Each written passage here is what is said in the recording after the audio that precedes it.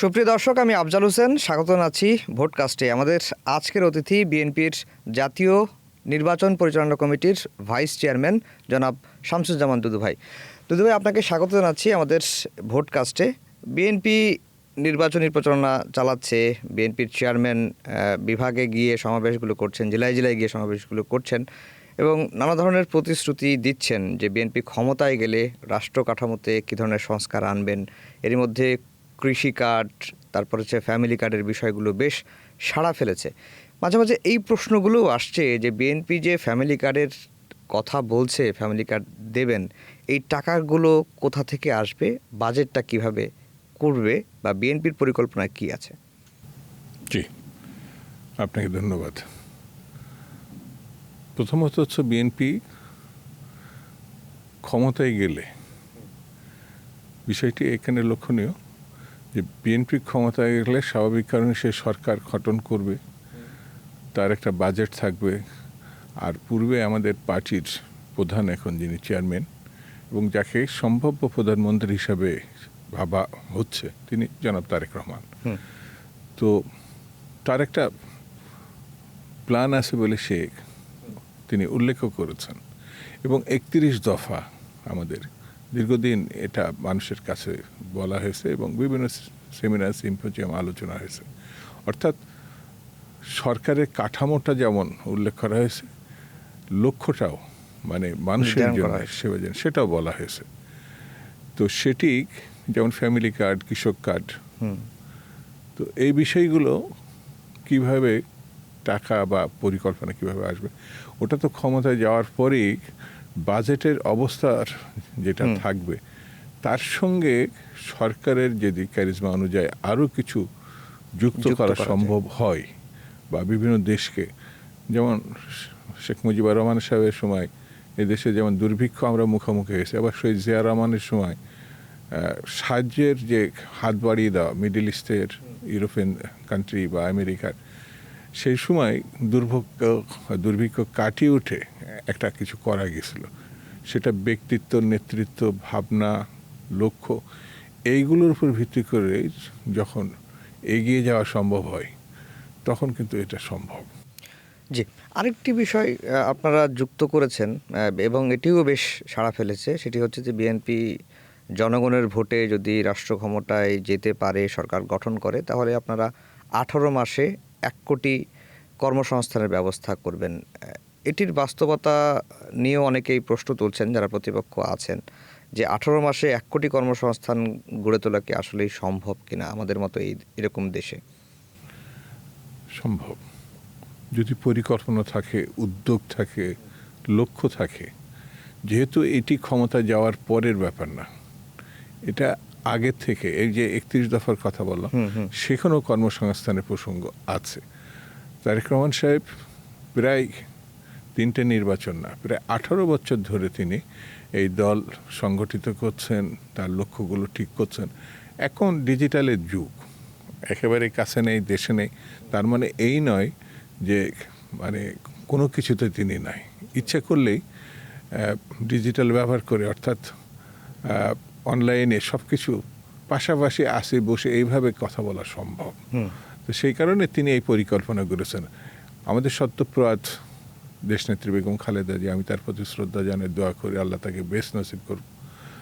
তিনি কিন্তু একাধিকবার ক্ষমতায় গিয়েছেন এবং লড়াই করেছেন গণতন্ত্রের জন্য, মানুষের জন্য।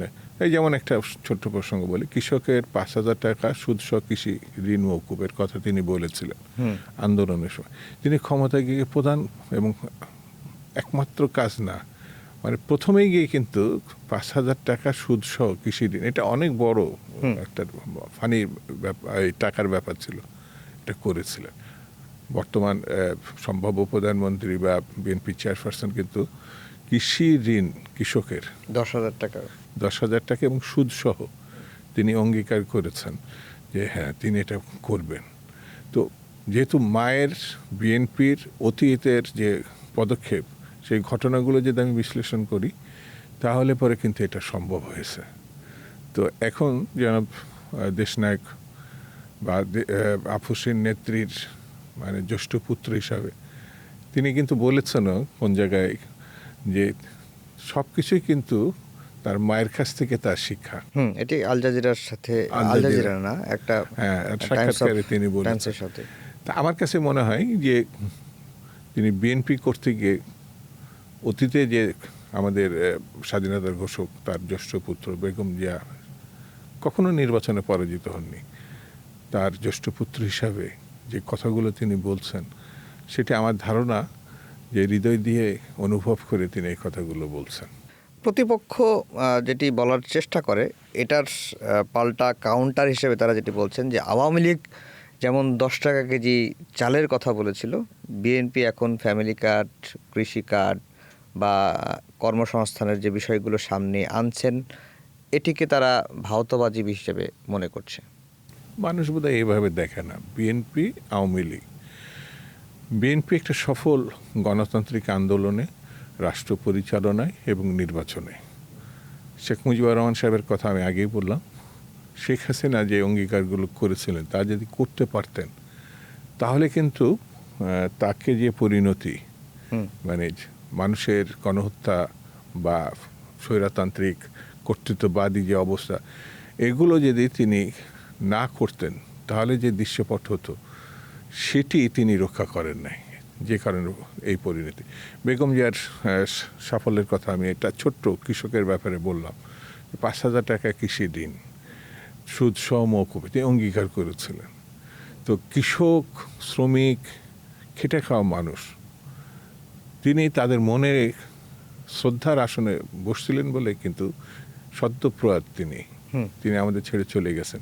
তার জানাজাটা দেখে আমি কিন্তু এই কথা বলতেই পারি যে মানুষের ভালোবাসা, শ্রদ্ধার জায়গাটা তিনি পেয়েছিলেন। ঠিক তেমনি শহীদ জিয়া রহমানের যে জানাজা, সেটি কিন্তু ইতিহাসে স্মরণীয়। আর তারেক রহমান সাহেব বেশ একটা বড় সময় বাধ্য হয়ে বিদেশে নির্বাসনে ছিলেন। তিনি যখন আসলেন, তার যে শুভাগম, তার যে অভ্যর্থনা, তার যে মানুষের ভালোবাসা 300 ফিটের যে জায়গাটায়, তাতে তো আমি বলতেই পারি, দাবি করতেই পারি যে মানুষের মনের ভিতরে যে ভালোবাসাটা, সেই ভালোবাসাটা সর্বশেষ সদস্য হিসাবে জিয়া পরিবারে জনাব তারেক রহমান সাহেব পেয়েছেন। সেহেতু সেই আস্থা, বিশ্বাস, সেই জায়গা থেকে যদি উনি কাজ করেন, তাহলে আওয়ামী লীগের জামানার যে ঘটনা বিএনপির জামানায় সেটি হবে বলেও মনে হয়। ওই জায়গায় দুর্নীতি হয়েছে, দুর্ভিক্ষ হয়েছে, মানুষ হত্যা করা হয়েছে, মানে শেখ মুজিবের টাইমে। ঠিক তেমনি ওই একই কাজ শেখ হাসিনাও করেছেন। কিন্তু শহীদ জিয়া রহমান, বেগম জিয়া আর সর্বশেষ তারেক রহমানের যে অঙ্গীকার, সেটি যদি তার মায়ের, তার পিতার শাসনকাল দেখি, তাহলে এটা নিঃসন্দেহে বলা যায় যে সফলভাবেই তারেক রহমান সাহেব রাষ্ট্র পরিচালনা করবে। আশঙ্কিত হওয়ার যারা সমালোচনা করছেন, এই সমালোচনা হিসাবেই থেকে যাবে, এটা আমার মনে হয়। আপনাদের এক সময়ের জোট সঙ্গী, আপনাদের সঙ্গে সরকারেও ছিল জামাত ইসলামী, এখন নির্বাচনী মাঠে স্বভাবতই আওয়ামী লীগের অনুপস্থিতির কারণে প্রধান প্রতিপক্ষ হয়ে দাঁড়িয়েছে। এবং তারা যেটি বলছে যে বিএনপির সময়ে, বিশেষ করে 2001 থেকে 2006-এর সময়ে যে দুর্নীতির প্রসঙ্গগুলো তারা তুলে ধরছেন নির্বাচনী মাঠে, এবং বিএনপি চেয়ারম্যান পাল্টা কাউন্টার দিয়ে বলেছেন যে সে সময় তো আপনাদেরও মন্ত্রী ছিল, যদি দুর্নীতির অভিযোগ থেকে থাকে তাহলে আপনাদের মন্ত্রীরা কেন পদত্যাগ করেনি। এর পাল্টা কাউন্টার জামাতের নামে দিয়েছেন যে অন্তত 3টি মন্ত্রণালয়কে বাঁচানোর, দুর্নীতি থেকে বাঁচানোর জন্য তারা পদত্যাগ করেনি। এটি কি আসলে গ্রহণযোগ্য এই যুক্তি? জামাত ইসলামের তো মানে সমালোচনা না, সত্য ধরিয়ে দিলে তারা সহজভাবে নিতে পারে না। যেমন মুক্তিযুদ্ধের সময় একটা সাধারণ মানুষও, একেবারে রিক্সা চালক, খেটে খাওয়া মানুষ, বুঝতে পেরেছিল যে পাকিস্তান আর থাকবে না। 71-এ মুক্তিযোদ্ধার দরকার, স্বাধীন একটি দেশ দরকার, কিন্তু জামাত এটা ভাবে নাই। যে কারণে তার আল বদর, আল শামস এরা বানিয়ে মানুষের বিপক্ষে যে ঘটনা ঘটিয়েছে, এটা হৃদয় বিদারক। তারা 2 লক্ষ মা বোনের সম্ভ্রমহানি করেছে। তো পরবর্তী সময়ে যাকে সে দোষারোপ করছে, সেই বাড়িতে খেয়েছে, সেই বাড়িতে আশ্রয় পেয়েছে, সেই বাড়িতে থেকেছে। তার মানে রাজনৈতিক কালচারে বিএনপি না ডাকলে তো তাদের কোনো কারণ ছিল না আসার। বিএনপি তাকে মেনে নিছে, কিন্তু যেখানে মন্ত্রী পরিষদের সদস্য হয়েছিল। খেয়াল করবেন 20 দল অনেক আগে আমরা ভেঙে দিছি। বিএনপি আন্দোলনের মুহূর্তে এই 20 দল ছিল না, 4 দল তো অনেক আগে গেছিল। তো তারপরেই কিন্তু বিএনপি আন্দোলনে ছিল, হ্যাঁ তারাও ছিল, অন্যরাও ছিল, কিন্তু দুর্নীতি ওরা করেছে, আমরা করি নাই। তো মানে 71 সালের কথা আমার স্মরণ হয়। এরা কখনো সত্যকে সহজভাবে মানতে পারে না। নিজেরা যতটা নোংরার মধ্যে থাকে, মানে যতটা খারাপ রাজনীতির মধ্যে, যেমন দেখেন না এই দেশে সরাসরি জামাতের প্রধান বলেছে তার দলে কখনো কোনো নারী প্রধান হতে পারবে না। আপনি এটা কথা চিন্তা করেন, প্রধানমন্ত্রী হতে পারবে না, এমনকি নারী আমিরও হতে পারবেন না, হতে পারবে না। মানে এটা কত বড় ভয়াবহ! এটা তো মুক্তিযুদ্ধের কনসেপ্টের বিরুদ্ধে। আপনি যদি এই দেশ মানেন, বাংলাদেশ মানেন, মুক্তিযুদ্ধ মানেন, তাহলে গণতন্ত্র মানতে হবে, স্বাধীনতা মানতে হবে। আর স্বাধীনতা মানে আপনি একটা পক্ষকে বাদ দিয়ে দিবেন, অর্থাৎ তারা অস্পর্শ, তো তাদের বাদ দিয়ে তারা কি করে চিন্তা করে যে ভোটে যারা জয়লাভ করবে? অর্ধেক ভোট তো তারা আগেই বাদ দিছে। নারীদের ভোট কি তারা দিতে দেবে না? তো তারা তো ভোট নিবে না। এটা এক ধরনের প্রতারণা। ভোট নিব কিন্তু আমি পার্টি প্রধান হতে দিব না, তাদেরকে আমি ব্যবহার করব কিন্তু শ্রমের মূল্য দিব না, এইভাবে তো হয় না। সেই জন্য মানে মিস্টার শফিক সাহেব যেটা কথা বলেছেন, এটা তাকে ভেবে দেখা উচিত। এই দেশের মুক্তিযুদ্ধে তারা ছিল না। এই দেশের নারী এবং পুরুষ, শিশু এবং কিশোর এবং যুবক সবাই কিন্তু মুক্তিযুদ্ধ ছিল। সেহেতু শুধু মানে ছেলেরাই মুক্তিযুদ্ধ করছে এমন ভাবার কোনো কারণ নেই। আর এই দেশে প্রধানমন্ত্রী বেগম খালেদা জিয়া, তো নারী একজন, সে জীবনে কখন নির্বাচনে পরাজিত হয়নি। তো তারা আপনি কি করে সরাসরি বলে দিলেন যে আপনি নারীর কখনো জামাতের আমির বা প্রধান হতে পারবে না? এটি গণতন্ত্রকে অপমান করা, এটা গণতন্ত্রকে নেতিবাচক একটি ধারণা দেওয়া। সেহেতু ওই রাজনীতি এই কারণে পাকিস্তান আমলে প্রতিষ্ঠিত হওয়ার পরও এ পর্যন্ত নির্বাচনে জামানায় খুব ভালো করে। তারা বিএনপির সঙ্গে থাকলে 15-20টা সিট পাইছে, আর একা যখন নির্বাচন করে তখন তারা 3টা থেকে 6টার বেশি যেতে পারে না। এবার কেমন হতে পারে? এবার যারা ওরা যেসব বক্তব্য দিচ্ছেন তাতে আমার তার কাছে মনে হয় প্রথম চোটেই তো মানে ভোটের অর্ধেক অংশ মানে তাদেরকে বর্জন করবে, সেটা হলো নারী। কারণ নারীদের মর্যাদা যথাযথ তারা দিতে পারে না। এমনকি 71-এ তো কোনো দলের বিরুদ্ধে এত বড় সংখ্যক নারী নির্যাতন 71-এ তারা যা করছে, জাতিগতভাবে এরা সব ভুলেই গেছে, এটা ভাবার তো কোনো কারণ নাই।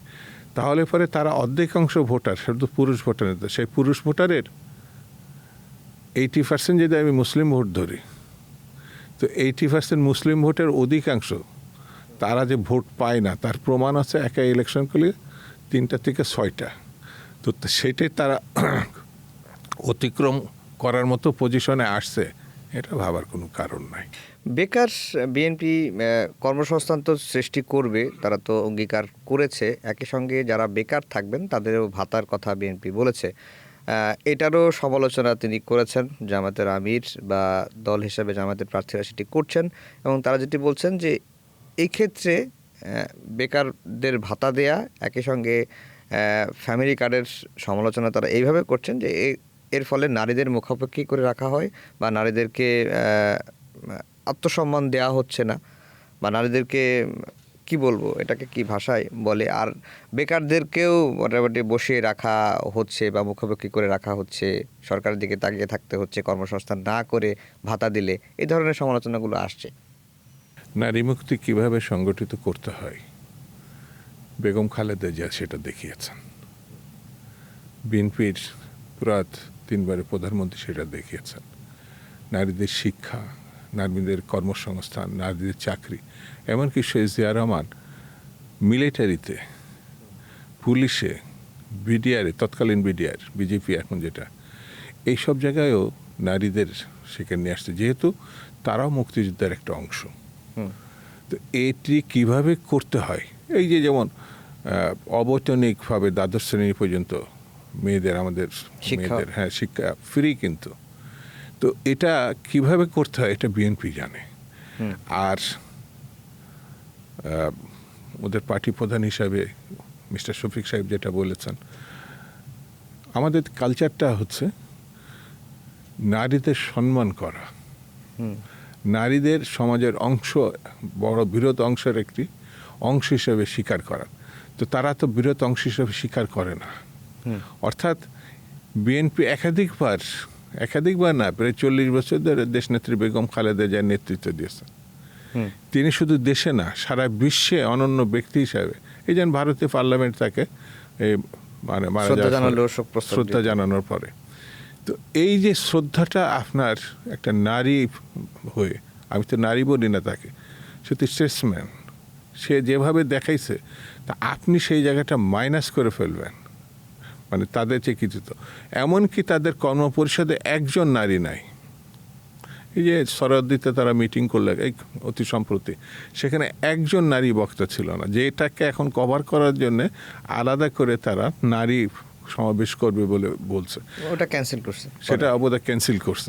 তা আমার কাছে যেটা মনে হয় যে একটা জাতিকে যদি আপনাকে সঠিকভাবে এগিয়ে নিতে হয় সমৃদ্ধির দিকে এবং সত্যিকার উন্নয়ন করতে হয়, তাহলে তার অর্ধেক, যেটা নজরুল ইসলাম কবিতায় আছে, অর্ধেক তার নারী, সেই নারীকে আপনি যদি সঠিকভাবে মানে রাষ্ট্রীয় ব্যবস্থাপনার মধ্যে থেকে ব্যবহার না করতে পারেন, এমনকি দেখেন না আপনি ঢাকা বিশ্ববিদ্যালয় সহ বিভিন্ন বিশ্ববিদ্যালয় এবং এসএসসিতে রেজাল্টটা কিন্তু কোনো ক্ষেত্রে নারীদের ভালো, 1% 2% বেশি হলেও নারীরা এগিয়ে আছে। তো আমি তাদেরকে কোনোভাবেই ব্যবহার করতে সুযোগ দিব না। তারা যেভাবে বলতে চাইছে সেটা আজ্ঞাবাহী বলে আমার কাছে মনে হয়েছে, এটা সঠিক পথ না। আপনারা শুধুমাত্র নির্বাচনের প্রচারণা চালাচ্ছেন, কিন্তু গণভোটের বিষয়ে এখন পর্যন্ত কোনো প্রার্থীকে প্রচারণা চালাতে দেখছি না, যদিও দলের সিদ্ধান্ত আপনারা সংস্কারের পক্ষে, হ্যাঁ ভোটের পক্ষে। এটা ঠিক যাচ্ছে না, এটা বলাও ঠিক হবে না। সব জায়গায় এটা নির্দেশনা আছে, আমাদের পরিচালনা কমিটির, নির্বাচন পরিচালনা কমিটিতে বলা হয়েছে, একাধিকভাবে বলা হয়েছে, প্রতিটি প্রার্থী এবং স্থানীয় কমিটির উদ্যোগী হয়ে হ্যাঁ ভোটের পক্ষে প্রচারণায় অংশ নিতে হবে। এবং আমাদের পার্টি প্রধান হিসাবে জনাব তারেক রহমান সাহেব, নির্বাচন পরিচালনা কমিটির পক্ষে যারা আছেন নজরুল ভাই সহ সবাই কিন্তু হ্যাঁ ভোটের পক্ষে বলা হয়েছে। তবে কোনো ক্ষেত্রে হয়তো যেভাবে ফোকাসটা থাকা উচিত ছিল প্রচার মাধ্যমে হয়তো অতটা আসে নাই, কিন্তু আমার মনে হয় যে আরও সময় আছে, ইতিমধ্যে যখন প্রচার শুরু হয়েছে, এখন হ্যাঁ ভোটের পক্ষে এটা একটা গণজোয়ার সৃষ্টি হবে বলে আমার ধারণা। নির্বাচনের পরিবেশটা কেমন দেখছেন এখন? এখনো পর্যন্ত নির্বাচনের অনুকূলে আছে বলে আমার কাছে মনে হয়। আমার কাছে দু একটি বিচ্ছিন্ন ঘটনা ঘটেছে, আমি যেটা বিচ্ছিন্নই বলবো, যে যারা নির্বাচনটাকে ঠিক মানতে পারছে না, মানে নির্বাচন হোক এটা চাচ্ছে না, সেটা আমাদের দেশের একটি বাইরে একটি পার্শ্ববর্তী দেশও আছে, আওয়ামী লীগের আছে, যেহেতু তারা নির্বাচন নিষিদ্ধ, তো স্বাভাবিক কারণে তারা হয়তো এক ধরনের, বিশেষ করে সোশ্যাল মিডিয়া যেটা আছে, নানামুখী, এই জায়গাটাতে আপনি হাত দিতে পারছেন না, নানামুখী তারা সত্য মিথ্যা বিভিন্ন রকম আছে। তবে হ্যাঁ, এর বিরুদ্ধে নির্বাচনের সপক্ষে সরকার বা অন্যান্য রাজনৈতিক দলকে সোচ্চা শুধু হতে হবে না, সতর্ক হতে হবে। সেটা এমন যে আইন শৃঙ্খলা পরিস্থিতি কঠোরভাবে আপনাকে দেখতে হবে সরকারকে। কেউ যদি নিহত হয় তাৎক্ষণিকভাবে একটা উদ্যোগী হতে হবে। যদি এই জিনিসগুলো না হয় তাহলে মানুষ কোনো ক্ষেত্রে একটু বিভ্রান্ত হবে। সেটি আমার কাছে মনে হয়েছে যে নির্বাচনের সুষ্ঠু স্বাভাবিক গ্রহণযোগ্যতার প্রশ্নে সরকার এবং মানে রাজনৈতিক দলগুলোর উদ্যোগী ভূমিকাটা খুব জরুরি। এখন আমরা দেখলাম যে আওয়ামী লীগের তো একটা ভোট আছে, এবং আওয়ামী লীগ তো নেতাকর্মী পালালে কতই পালিয়েছে, তাদের তো ভোট ব্যাংক বাংলাদেশে আছে। তাদের ভোট নেয়ার জন্য গণমাধ্যমের যে খবর, যে বিএনপি এবং জামাত সব দলই মোটামুটি কাড়াকাড়ি শুরু করে দিয়েছে। এটি কেন? আওয়ামী লীগের ভোট কি বড় ফ্যাক্টর হয়ে যেতে পারে নাকি এখানে? আওয়ামী লীগের ভোট এটা আমি এইভাবে দেখছি না। বিএনপির ভোট, জামাতের ভোট, কাড়াকাড়ি এই শব্দগুলো থেকে আমি মনে করি যে সবারই নিজস্ব কিছু ভোট থাকতে পারে, বিএনপির থাকতে পারে, জামাতের থাকতে পারে, এমনকি আওয়ামী লীগেরও থাকতে পারে। তো এই ভোটের বাইরে তারা যখন প্রচার করে, যেমন একটা গ্রামে যদি কোনো আওয়ামী লীগ ভাবা পণ্য সমর্থক, সে ওই ধরনের নেতা গেছে, নেতারা তো অধিকাংশই এখন নাই, তো ওইটাকে এমনভাবে ছাপড়া যে তার ভোটও দেয়। যেমন আমি যখন 96-এ নির্বাচন করেছি, তো আমি শুধু বিএনপির ভোট পাইছি এটা আমি মনে করি না। আমার অনেক আওয়ামী লীগের ভোটার যারা ছিল 96-এ, তারা আমাকে ভোট দিছে, কারণ তারা তাদের প্রার্থীকে হয়তো পছন্দ করে নাই বা সেই জায়গায় তারা আন্তরিক ছিল না। আর আমার ছাত্র জীবনের মুভমেন্টের কারণে আমি 73-তে তো কলেজের ছাত্র সংসদে, যখন শেখ মুজিবুর সাহেব বেঁচে, আমি সেই কলেজে ইন্টারমিডিয়েট আমাকে গ্রেপ্তারও করছে। তা আমি তখন ওখানে এজিএস এসে প্রথম ইলেকশনে স্বাধীনতার পর আমি এজিএস হয়েছি, পরে ভারপ্রাপ্ত জিএস হয়েছি। স্বাভাবিক কারণ আমি যখন ভোটের, তা আমি তো সবার কাছে ভোট চাইছি যে এই আওয়ামী লীগের বাড়ি হয়েছে আমি যাব না, এমন তো না। এমনকি আওয়ামী লীগের একবার আমার একটুখানি বলি 1 মিনিট, যে একজন আওয়ামী লীগের আমার প্রার্থীর, সে আমার সিনিয়র ছিল, তার বন্ধু, সে আমার কাছে বলেছে আমি তো তোমার ভোট দেবো না, কারণ আওয়ামী লীগের প্রার্থী তো আমার বন্ধু, তুমি আমার বাড়ি যাও, তুমি 9টা ভোট পাবা, তোমার ভাবি সহ যারা আছে আমার পরিবারের সব তোমার। আমি সেই বাড়ি গেছি এবং আমি যতটুকু মনে হয় যে 10 জন সদস্যের উনি তো আমার কাছে অঙ্গীকারই করছেন, 9 জনই ভোটই, ওটা আওয়ামী পরিবারের, আমার ভোট দিচ্ছে। এবং তারা এত খুশি হয়েছে যে তারা আমার যেভাবে আপ্যায়ন করছে, মনে হয়েছে যে আমার দলের থেকে কোনো অংশ কম না। তো ভোটার এবং প্রার্থী এটি কে কার পক্ষে যাবে নিয়ে যেতে পারবে, আমি ওইভাবে দেখবো কেন যে আওয়ামী লীগ, বিএনপি, এমনকি জামাতের লোক ভোট দিবে, ভোটার হিসেবে দেখবে, ভোটার হিসেবে দেখবে, ওরা বিএনপিকে ভোট দিতে পারে। আওয়ামী লীগে যারা আছে দেশের, ভালো মন্দ বিবেচনা করেই সে তার প্রার্থীকে, এখন আমি হয়তো দাবি করতে পারি যেহেতু বড় দল যে আমাকে সবাই ভোট দেবে, কিন্তু আমার যদি কেউ পছন্দ না করে তাহলে ভোট নাও দিতে পারে। সেই কারণে আগে থেকে সিল মারা বোধহয় ঠিক না যে এই আওয়ামী লীগের, এই বিএনপির, ও হচ্ছে জামাতের ভোট দিচ্ছে। জি দুদু ভাই, আপনাকে অসংখ্য ধন্যবাদ, অনেক কষ্ট করে আমাদের আজকে সময় দিয়েছেন। দর্শক সবাইকে ধন্যবাদ জানিয়ে শেষ করছি আমাদের আজকের ভোটকাস্ট।